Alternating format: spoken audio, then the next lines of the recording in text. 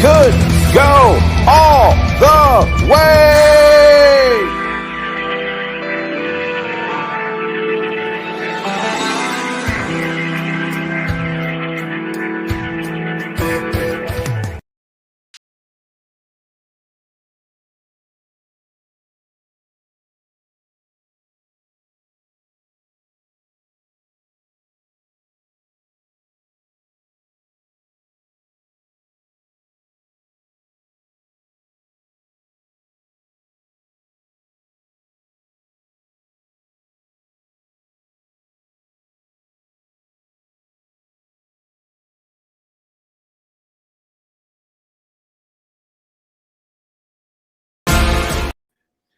What's up, sports fans, hockey fans, crazy people alike?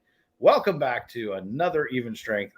I am the BearShark here with the Natural. Sammy, how are you? I'm crazy because it's that time of year and we could see something big happen in about an hour's time or a couple hours time. We're going to dive into that in a second, but I had to show you because I know you can see it now. Do you see that bottle of maple syrup I gave you? Love it. Toronto Love maple syrup for you. It is our end of the year kind of gift. I have a BearShark plushie and my Rangers cup. So that's the BearShark. His name is Dave. So we the best thing about Canadian maple syrup is when you take off the top, it goes, "Oh, Canada!"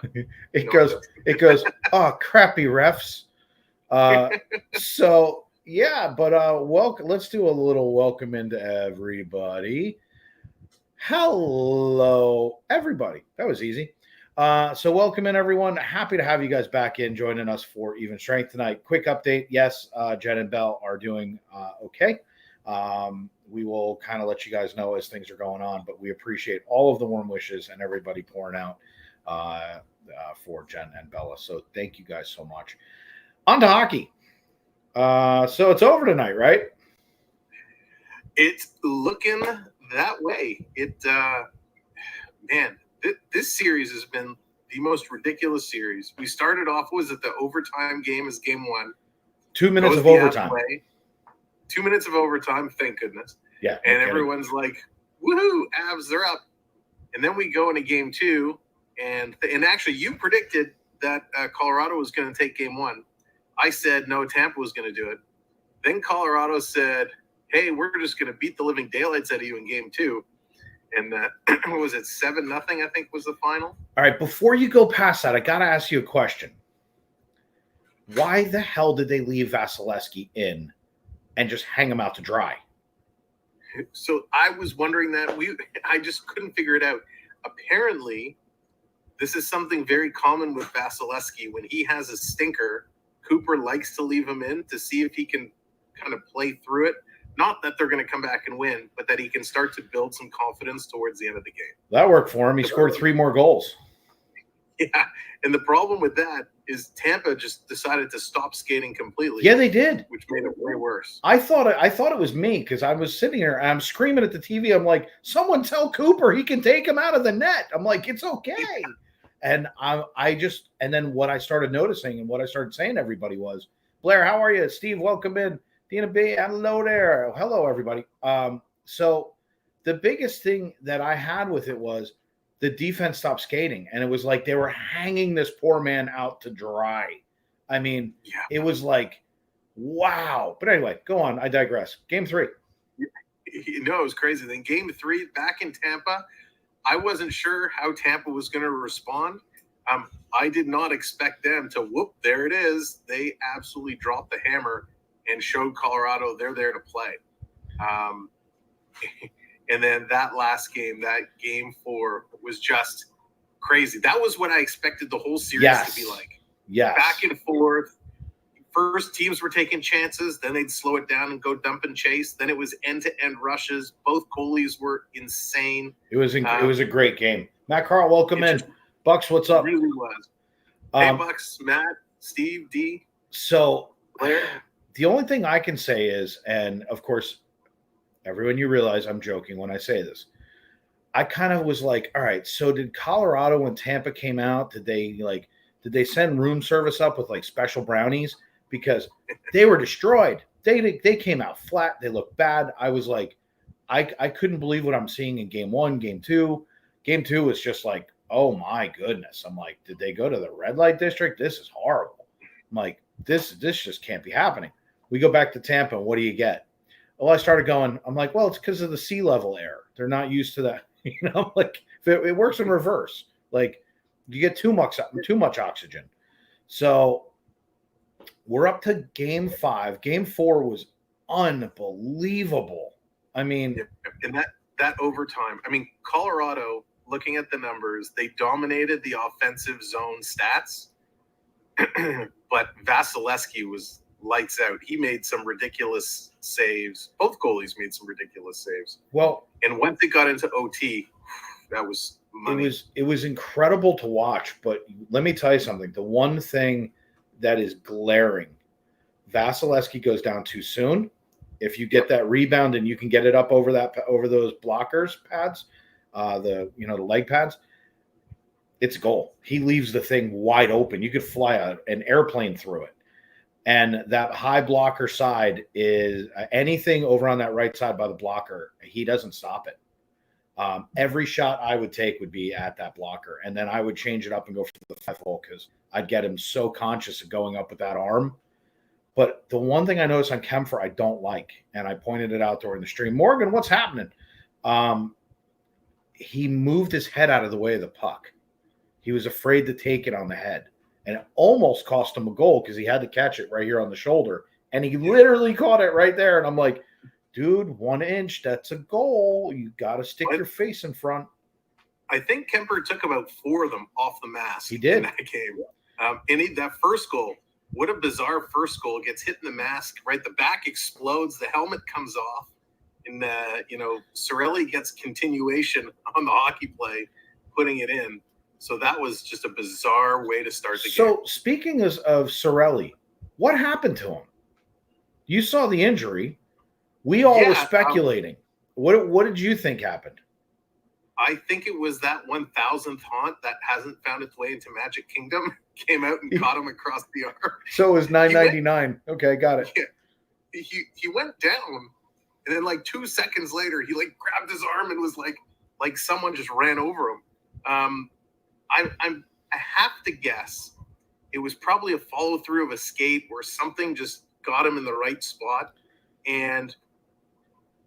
But I watched the replays. I didn't see anything. That's the most bizarre part. The top of the skate of his own dude, he kicked him. Okay. But I'm like, that didn't do what he did. It was like he got a gunshot in the arm afterwards. And so we were speculating, did it cut through the jersey and he felt the blade and he just went like this? The other thing is, I've separated my shoulder like 85,000 times. He went exactly where it was. And when he went off the ice, he was still hunched over holding it. And I was like, to be honest with you, if you have a history of separating your shoulder, yeah, it hurts. But you go off the ice, you get it set, and you come back out. Like, it's no big deal. And everyone's like, wait, it's not a big deal. No, it's not a big deal. Like, you pop it back in. I can take my shoulder out right now. And that was the only thing I thought was, did they shoot him up, put him back out on the ice? I'm like, if it was stitches, that would have been a nightmare to shoot the puck.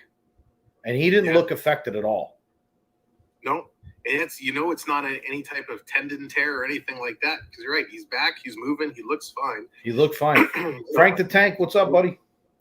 You're right. It very well may have just been that shoulder thing. Or he got kicked and it was a delayed reaction. I don't know. And just maybe it was a funny bone. Maybe he came down, hit the funny bone, and he just went, like, that's not funny. No. You never know. The other bizarre thing in this game, and this has had the talk of the interweb the last day or so, is this Nazem Kadri goal, which, by the way, Ian B on our stream, he called it. He predicted it. Kadri was going to come and score an OT winner. And good for him. He comes back from injury. Didn't look great. He was staying away from the crowds. He wasn't playing overly physical. Clearly, he's making sure his thumb doesn't fall off. But he scores a beauty of a goal. We actually thought when he shot it, it went wide and kind of bounced off the end boards and went in because you couldn't see the puck. I didn't know where the puck went. well-placed shot up in, wraps around the top bar, and is hung there. And we're all cheering, we're all celebrating. I didn't think anything of it till the next day. Everything kind of breaks and says, John Cooper furious, saying too many men on the ice. I've seen so many pictures of people who actually wrote all the numbers down. Clearly, it's a line change. That's all it is. Yeah. There's a camera from the box in between the benches, and it's on the Colorado bench. And you see, I think it was McKinnon was the last one coming off. And he was clearly just going to the bench. He was within that 5 feet kind of zone. Do you know what nobody looks at? Nobody looked at one thing, because I pointed it out. And if you go back and you look at that picture later when you're sitting around, you'll see this. Tampa's on the ice too. They both have 6 on the ice. Yeah, Tampa actually had 7 guys on the ice. I counted 6, and I thought there was a 7th, but I wasn't sure. And I was like, You can get as mad as you want, but you had the same amount or more. And I'm like, it's a line change. It is a typical hockey line change where they're doing that hockey stop over the boards, getting that leg up and over. It's crybaby tactics. I don't know if this is going to show, but here's the illustration. You got the Blues and the Reds counting all the guys on the ice. Yep. And it's very clear. You could see everyone's just going off for a regular line change. So the crazy. NHL actually released a statement because the talk was getting so crazy. So after every game, they meet with the officials. The officials said, we didn't see it as too many men on the ice. It's a line change, right? So the NHL came out and they said they met with the officials. Everyone concurred. They didn't see anything. It's a non-reviewable call, and there's no, they're not reviewing the game. They're not reviewing the goal. It is what it is. Kind of move on, which is the right thing. You could call that. There's so many goals that happen on a bad line change that you could call that. And I really, really hope this isn't another one of these offside rules where in the off season they're going to say, well, let's make too many men calls a reviewable call, because that would be atrocious. Look, you play hockey. I've played hockey. People who've played hockey understand something. It's the phantom offsides. And you know what I mean by that, where the skate is hovering over the line and they're not going to call it because technically it's over the blue line. It's suspended in 4D and it's Walt Disney's second best friend's dog. No, look, you gotta apply some common sense at some point. They're not active in the play. The play is 70, 80 feet away from them. They're going off the board. They have nothing to do with it. Crew it up. What's up, dude? They're going off. At the end of the day, I'm gonna call a reverse referee thing. Intent to blow the whistle. Intent to go off. Okay, if you're gonna have a stupid rule about intent to blow the whistle, I'm going off. My intentions are to go off. If the puck came to me, I wouldn't play it anyway. That's my defense. I rest my case. Yeah, I'm sold. But nonetheless, so it's a good goal. It counts. Colorado's up 3-1, and tonight we could be given this baby away. I got it here with me. I stole it. I brought it home. I touched it. I touched the butt, according to Nemo. It looks a lot like this. Boop. I touched it. I was so happy. But we could be look, we're gonna make our predictions right now. Look at Bucks. Bucks has been killing me since the first game of the first Ranger season. Go look at the score sheet. You know what I see on the score sheet? I see a W. They did list all 6 players on the score sheet, which is ridiculous. But who cares? Hey, it's all good. Yeah, but at the end of the day, I see a W. So tonight, you know what I said 2 weeks ago. I said Colorado in 5, but if the refs got involved, it'd be 7. And I said they had to take 1 in Tampa. They took 1 in Tampa. This series wraps up tonight. They would have to literally fall apart at home. And they have shown no signs of that whatsoever. So I'm calling it. It's over tonight. Unfortunately, I have to agree with you, but I'm praying that that's not the case. I would love to see Tampa somehow muster a win tonight. They're going to be on a high, go back to Tampa, win that game, then come back for game 7. Because I need my game 7 overtime winning goal. See, and what's funny is you had said that, and I actually said it the other night. I go, Sam, you picked the wrong night. But Road Warrior put it best. Instead of complaining about game 4, go out and make a statement on the ice on games tonight. The biggest thing is, are you surprised by the physicality of the game? Colorado is not known for physical. No, it's been going back and forth, but they've led a bunch of the games in terms of hits. Yeah. And their hits are really good hits. There have been a couple. I was like, did they go to the Trouba Train School of Hitting? I was like, my goodness. I'm like, where did that come from? So yeah, their forecheck has been dominant. I think that's where a lot of the hits are coming in. They're coming in just crashing bodies, stealing pucks, and getting tons of the turnovers that way. Speaking of which, you just mentioned something that I think next year teams are going to do differently. Paul, what's happening? Welcome in. I know you're down here. I have a feeling about something, and tell me if you think I'm right or wrong. Most of the time, the forecheck is guy skates in towards the goaltender, does a 180-degree loop, and skates back out. That's what we're calling the modern-day forecheck. What we're seeing on the successful teams is they're standing in front and doing almost like the Avery roll with the stick, except without distracting the goaltender. They're now hanging down in the zone and making them come out, making them actually play out of the zone. I think you're going to see hockey go back to that. I would. I hope so. You're seeing a lot of two-man pressure. So the one guy comes in, forces the guy to go left and right, and there's the second guy who just nail him as he comes around. So you're seeing it too, and that's pretty much what I'm seeing is this pressure down in the own zone. There's been a lot of pickpockets happening in the own zone, and then there's an odd man. And I mean, I've been seeing this the entire time, and I'm going, I think I would go back to that. If I was a coach, I'd be going, that's been really effective. The teams are used to that in and out kind of thing. And, I don't know. I think we're going to see a lot of changes, but that line rule, the line change rule, good Lord, I hope you're wrong. Yeah, that would be atrocious, just atrocious. And I agree. I hope more teams go to that forecheck. Natushkin has had so many opportunities just from that play, and that's why Colorado jumped up to such an early lead every time. It's all off the forecheck. So let's talk about tonight. Final score. What are you thinking? What I'm thinking or what I'm hoping is two completely I'll take both. So what I think is going to happen is I think Colorado's probably going to take it. It's going to end up being like a 4-2 game. Damn, that was my number. I hate that we're always on the same page. But what I'd really like to see is I'd like to see Tampa come out, and I'd like to see Tampa take it like a 3-1. Which actually reminds me, as we're talking about predictions, I got to make my Tim Hortons picks because I'm forgetting way too much. There you go. So up here, our Tim Hortons, coffee shop, they're doing a hockey thing, where you can make your picks and win points, and I forget way too often. Do your thing because I'm gonna rant for a minute. So you're like a sadist. You're like, hey, I want to see Colorado suffer, and it's like, the truth is, I'm done with the three-peat stuff. I'm done with Tampa. I don't like the way that they're playing. I think it's a cheap style. They keep crashing the net, and then they complain about everybody else, and they whine about it. I don't like it. I don't think that they should have beat you guys. I don't think they should have beat us. I don't think that they're capable of beating the Avalanche in 7. So why are we going 2 more games?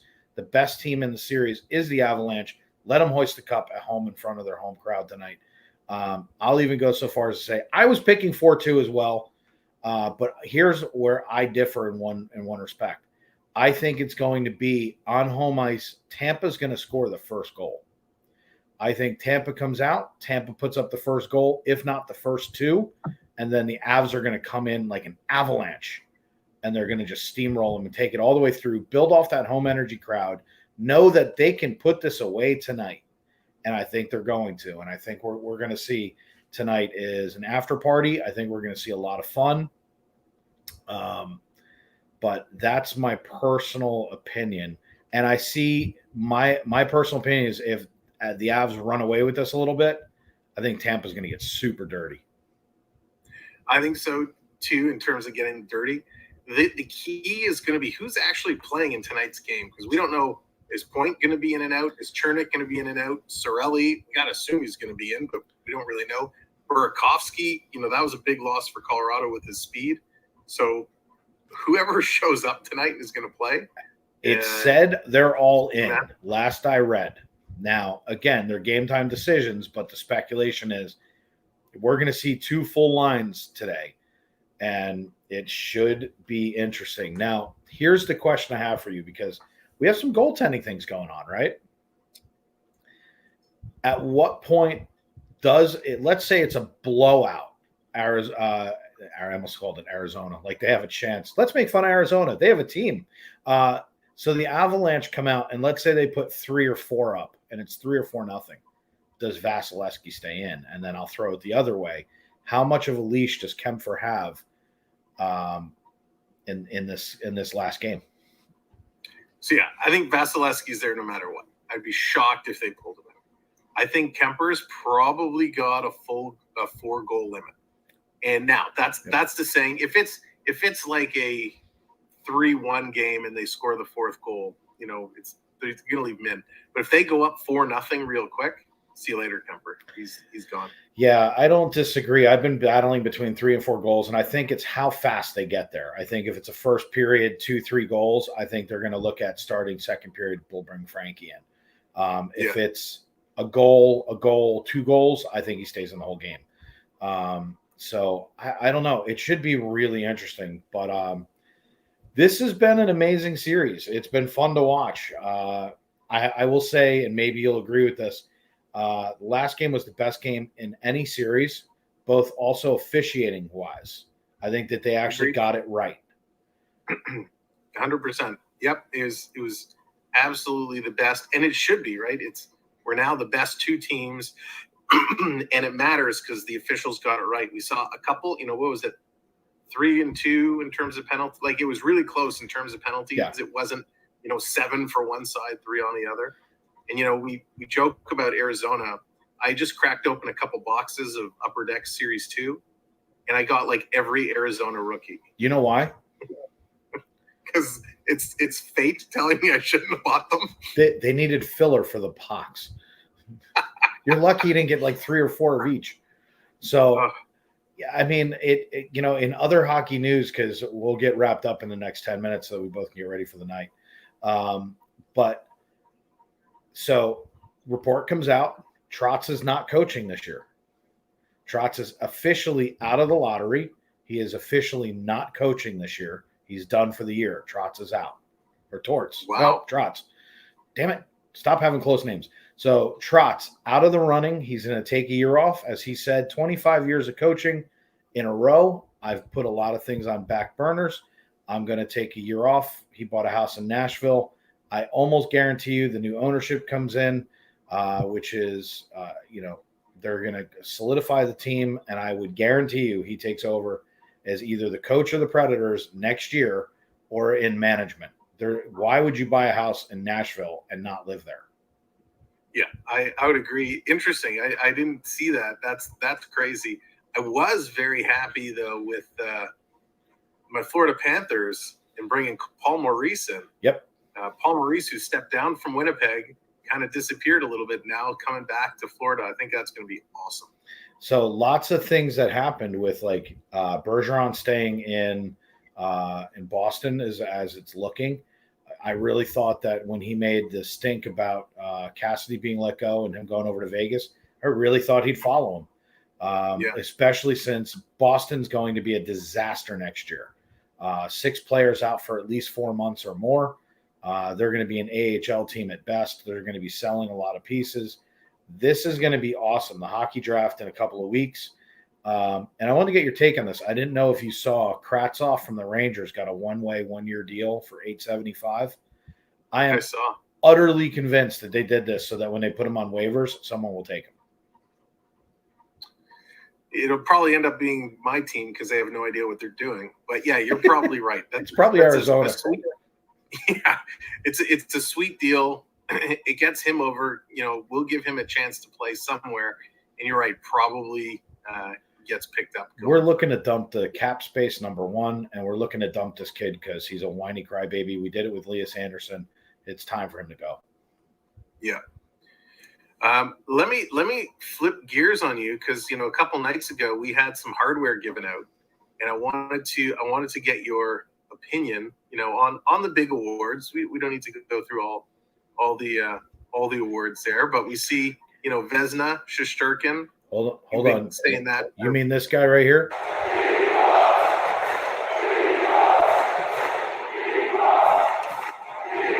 That's the guy. You've been touting that, since their kind of last couple weeks in the season when he's been pulling through. So definitely good call there.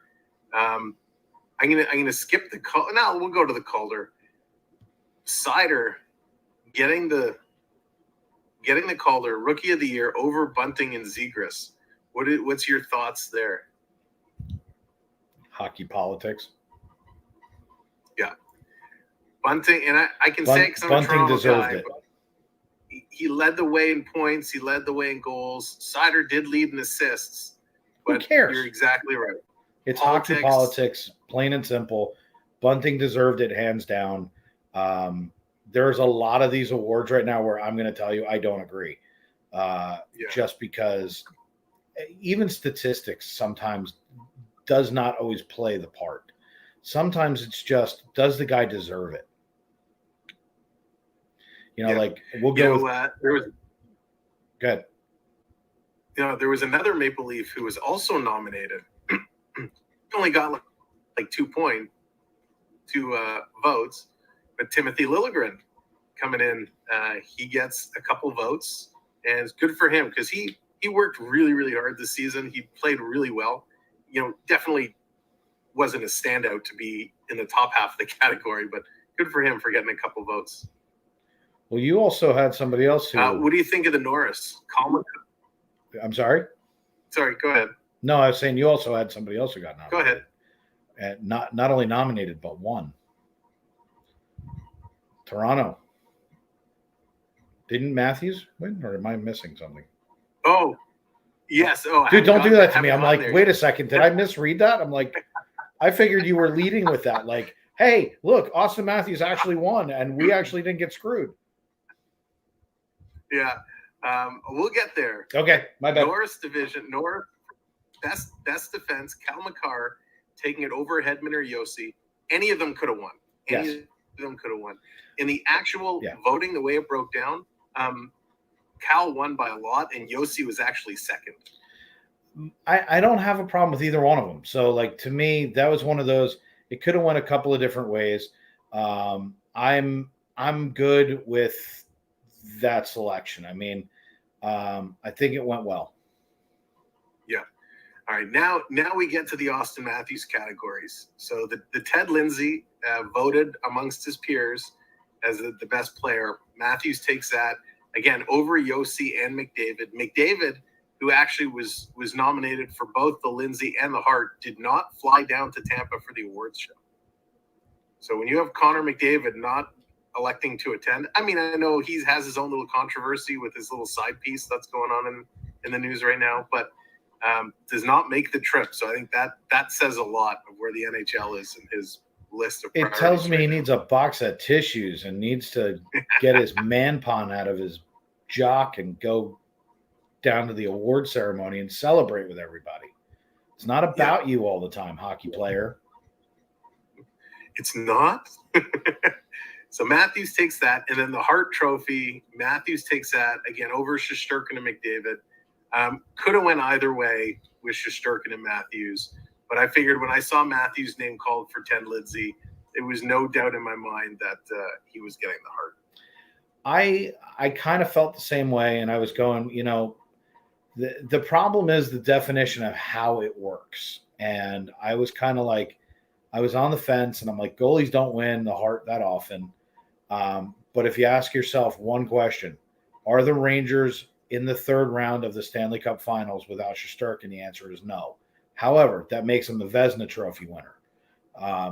You ask yourself, he is literally at times a third defenseman on the ice. The way he plays the puck, the way he can come out, the way he challenges. I thought it was a toss-up, but to be honest with you, Matthews deserved it. Yeah, he had an unbelievable 60-goal season. Yeah. Played really, really well in the playoffs. That no doubt in my mind. But the steal of the night, the best part of the entire night was Keenan Thompson with the line of the night. I don't know if you saw the clip. He's after Matthews takes his award and walks away. Keenan's coming out and he goes, "Hey, congratulations, Austin. It's nice to see Toronto finally winning something in June." I gotta tell you right now, I was live streaming when it happened, and Bernie put it in my chat and I almost died. I was laughing so hard when that came out, and I was like, I was crying laughing. Like, that's a great line. That was just one of those, hey, if they win something, we're gonna zing them, and it was beautifully done. Yeah, and I'm hoping this has the same effect, because a couple of years ago when Tampa had a great regular season and then got knocked out 4 straight, didn't even score a goal. I think, well, no, they did, but they couldn't win a game. And Keenan came out and just roasted Tampa Bay. Then Tampa's now, going for a shot to 3-peat. So hopefully this roast will wake up Toronto and we'll be seeing the Leafs in the finals next year. I have a feeling you and I next year, as we're calling these games, are going to be sitting on a screen much like this with a game right in between us, where we're going to be sitting there and you're going to be calling the game and I'm going to be just screaming, losing my mind. And they're going to be like, somebody mute the BearShark. And I'm going to be like, you can't mute the BearShark. Like, it's just going to be an epic battle. And we're going to have to off screen somehow green screen me pulling your jersey and you doing the same. And it's just, we're going to have like battles, because there's no doubt next year you and I are going to wind up playing each other in the playoffs. Your team, Bernie goes, my apologies for being late. I think it's okay, Bernie. But next year, let's be perfectly honest, you're going into the playoffs deep. We are posed to do it depending upon what our potential GM of the year may do with some of these things. Covered coaching carousel. Yes, we did, including the fact that Trotz is not coaching this year. So I lose my magic ball. But in all actuality, the Rangers need to make a couple of key moves. There's going to be a lot of free agency. We've got a lot of things that we can do, but we're going to be without Georgiev, Strome, Namath. We're going to move a bunch of people. We're going to have some positions that we're going to fill with some rookies. Zach Jones is going to come up. All of these kids went 3 rounds in the playoffs. They just learned playoff hockey on the fly. Is that Joe Namath? Yes, it's Joe Namath's younger grandson. So basically what we're looking at is you've got kids who now have playoff experience who are 20. Yeah, so they are going to go deep with. And for how many years? Yeah, and for how many years?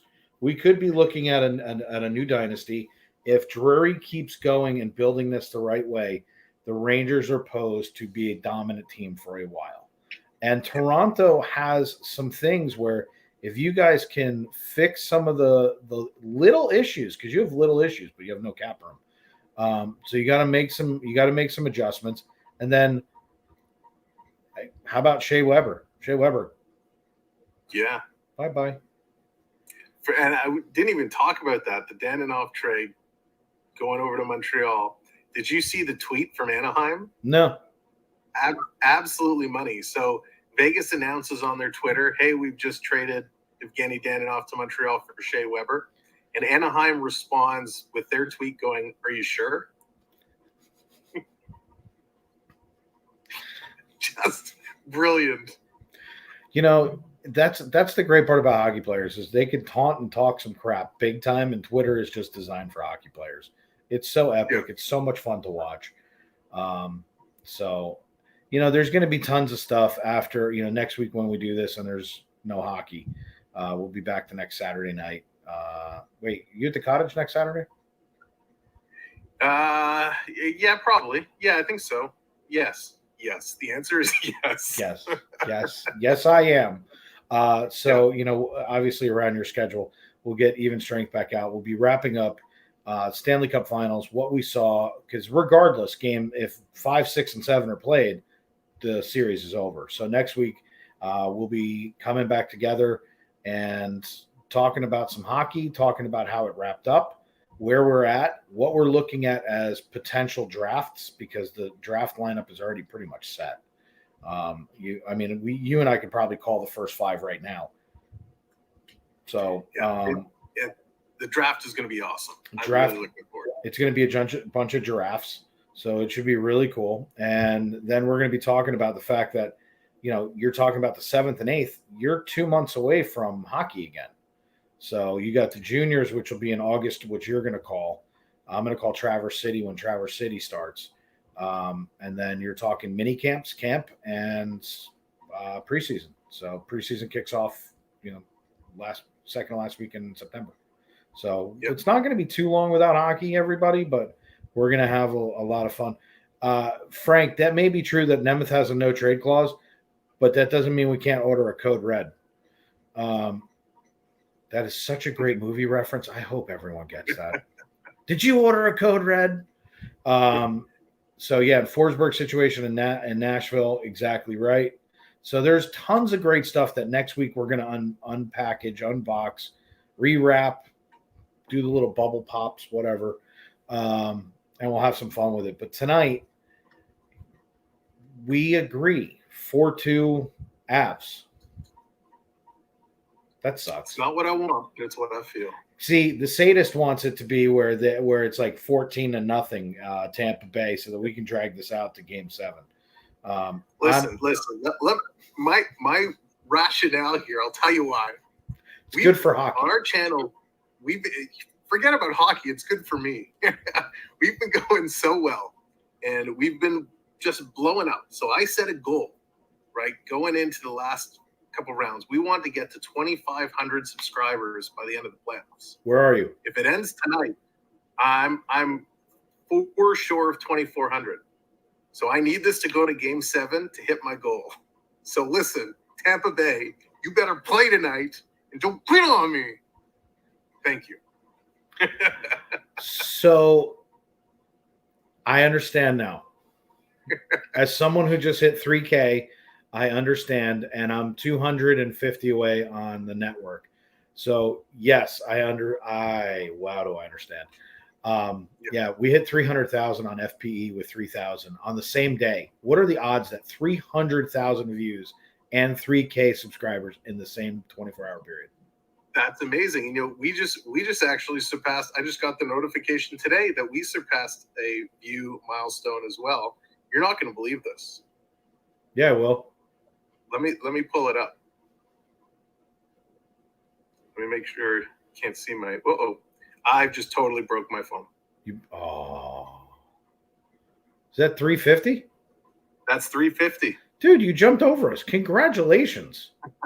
Well, you have 87,000 people on your chat.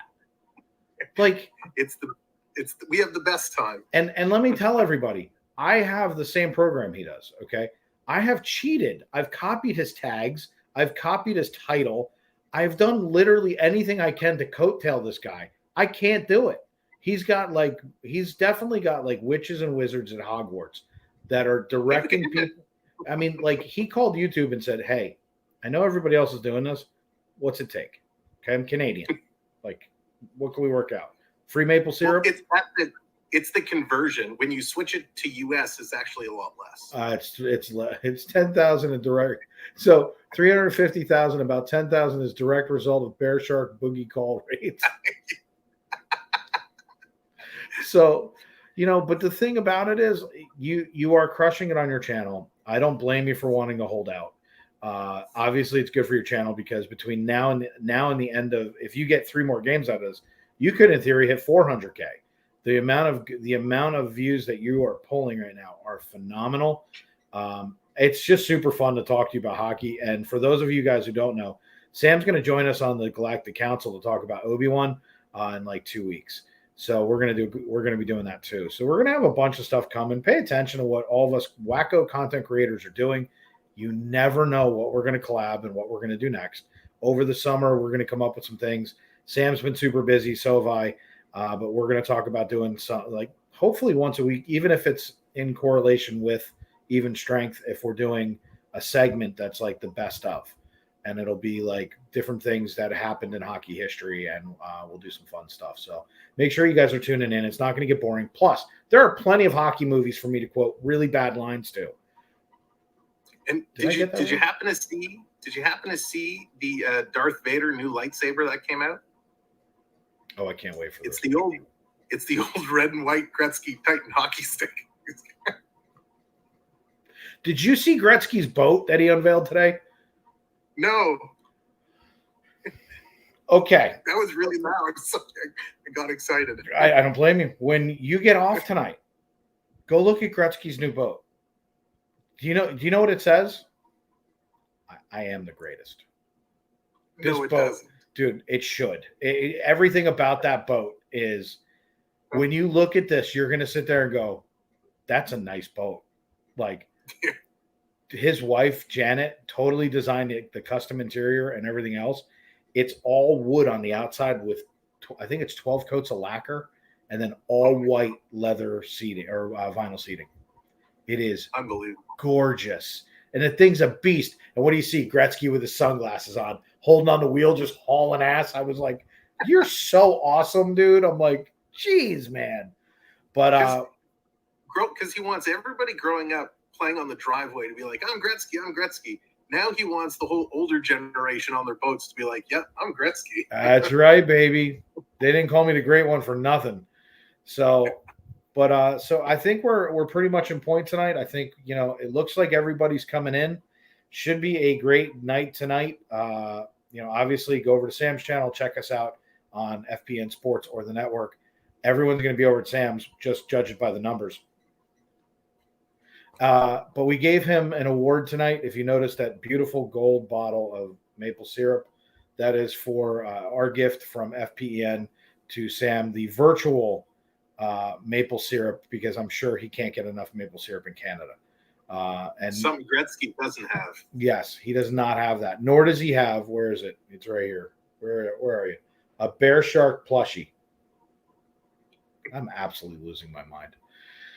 So next week we'll be back. Obviously, Game 5 we're both calling. If there's a 6 and a 7, we're there, but we're both calling it that it's over tonight. Let's see if we're right. Sam doesn't want it. I don't blame him. I still think it's over tonight. He's going to hoist the cup live on his network. I, on the other hand, am just going to hold up my blue cup that blends in and makes me hide. Blue screen. Anyway. Sam, anything you want to wrap up with? Wait a second. Wait, Bernie just brought in an update. No point, no Borowski tonight. Also saw Chris Kreider had wrist surgery and will be away from the season active for about a month. Wow. Interesting. No point, no Borowski. So who's gonna play the blue line? Oh, if there's no point. There is no point to that joke. And with that, do you have anything to wrap up with? I'm good.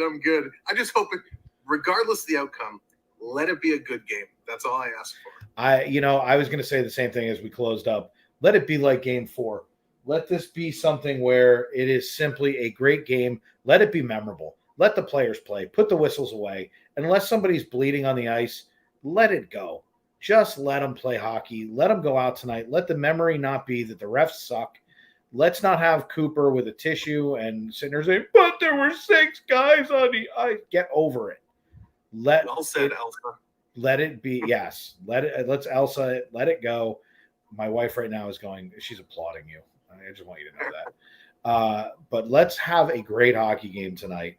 Sam is on in 14. So are we. So we're going to wrap this up right now. Everybody's saying the same thing in the chat. For the BearShark, no, I'm the BearShark. Who's he? For the Natural, I'm the BearShark. We're going to take off now. Take off, you hoser.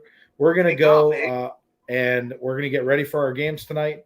We will see you all next week, but we'll also see you in about 14 minutes. So, hockey fans, thank you guys for everything. It's been an amazing season. I know it's not over yet, but it will be when we see you guys next week. Sam, did you freeze? I think I'm frozen. Look, he's now Elsa. Elsa got me. He can't say anything else. So with that, we're out.